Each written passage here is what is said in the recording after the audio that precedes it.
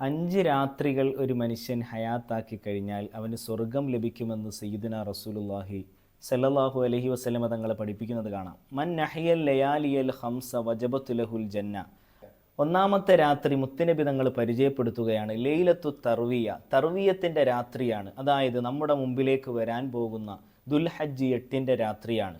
രണ്ടാമത്തെ രാത്രിയോ ലൈലത്തുൽ അറഫ, അറഫയുടെ രാത്രിയാണ്, അതും നമ്മുടെ മുമ്പിലേക്ക് വരാൻ പോവുകയാണ്. മൂന്നാമത് മുത്തുനബി തങ്ങൾ പരിചയപ്പെടുത്തുന്നു ലൈലത്തു ഈദിൽ ഫിത്ർ, ചെറിയ പെരുന്നാളിൻ്റെ രാത്രിയും അതുപോലെ ലൈലത്തു ഈദിൽ അദ്ഹ, ബലി പെരുന്നാളിൻ്റെ രാത്രിയും ഈ സുപ്രധാനമായ രാത്രികളുടെ കൂട്ടത്തിൽ മുത്തുനബി തങ്ങൾ എണ്ണുകയാണ്.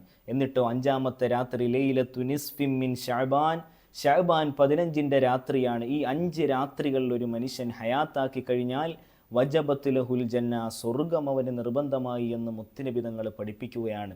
മറ്റൊരു റിവായത്തിൽ കാണാം ലം യമുത്ത് ഖൽബുഹു യൗമ തമൂത്തുൽ ഖുലൂബ്, എല്ലാ ഹൃദയങ്ങളും മരിച്ചു പോയാലും, അതായത് എല്ലാ ഹൃദയങ്ങളിൽ നിന്നും ഈമാൻ ഊരിപ്പോയാലും ഈ രാത്രി ഹയാത്താക്കുന്നവൻ്റെ ഖൽബിൽ നിന്നും ഒരിക്കലും ഈമാൻ ഊരിപ്പോകില്ലെന്ന് മുത്തുനബി പഠിപ്പിക്കുകയാണ്.